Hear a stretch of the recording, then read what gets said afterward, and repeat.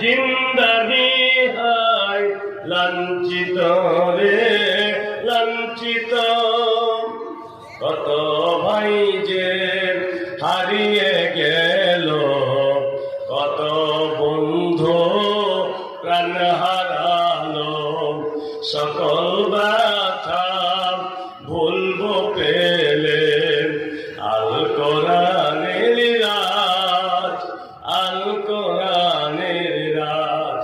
দাও খোদা দাও বাংলাদেশে কোরআনের সমাজ, কোরআনের সমাজ।